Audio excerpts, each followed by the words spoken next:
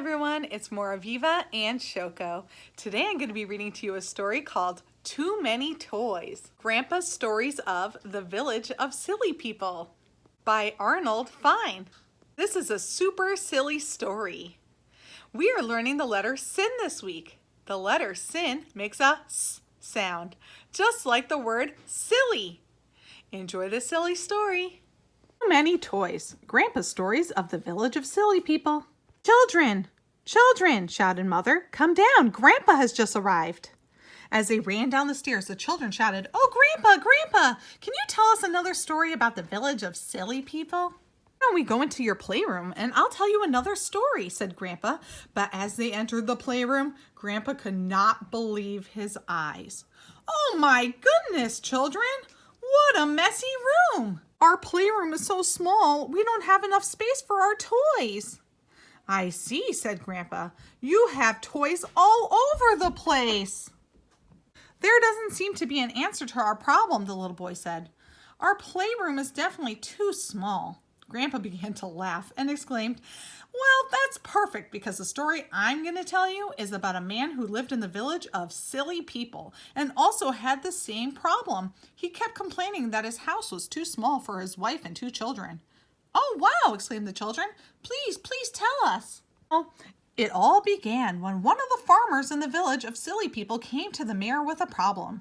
The farmer said, in my house, there's hardly enough room for my wife and two children. And now to make matters worse, my wife's mother is coming for a visit. My house is too small. There's just no room. Please help me find a solution.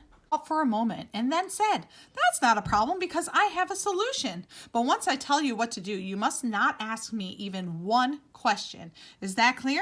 Of course, said the farmer. The mayor smiled. Now go home and take your goat out of the barn and bring it into your house. No one in the village would ever dream of questioning the wise old mayor, so the farmer ran home and promptly brought his goat into the house. And of course, we all know a goat does not belong in a house, but the farmer did what he was told. The next day, the farmer ran back to the mayor and said, I did what you told me, but I still do not have enough room for my wife's mother. Besides, the goat does not smell too good. The wise old mayor then said, now go home and bring your chickens and ducks into the house. All of them. Once more, the farmer did as he was told and quickly chased the chickens and ducks out of the barn and into his house. But we all know chickens and ducks do not belong in a house.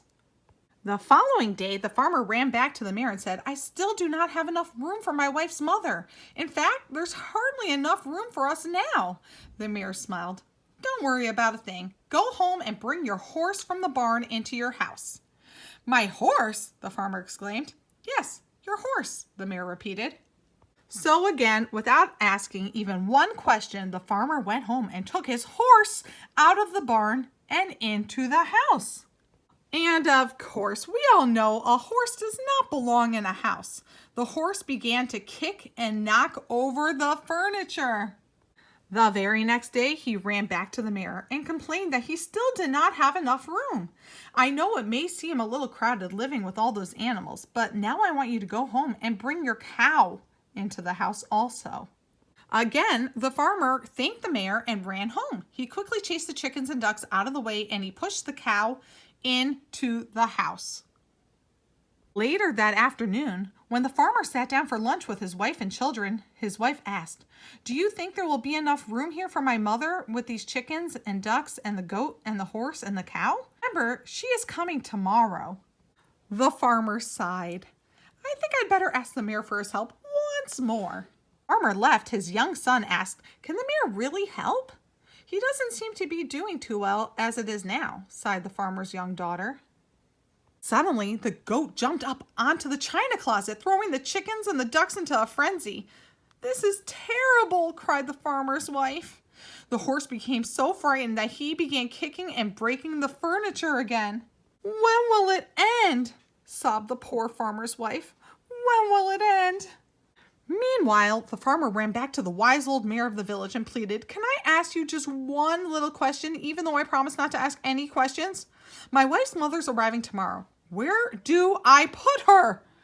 The mayor smiled and said, "Now, my friend, go home and lead all the animals out of your house and back to the barn, and your problem will be solved." The farmer ran home and did exactly as the mayor had told him to. He chased all the animals out of his house and returned them to the barn.